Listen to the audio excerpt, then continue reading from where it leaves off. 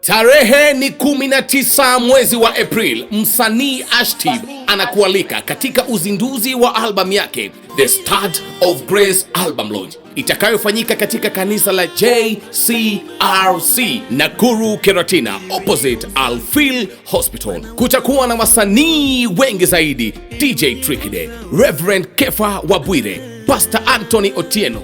Kiingilio ni kama sare, yani shilingi 100 tu. Kumbuka ni JCRC Keratina.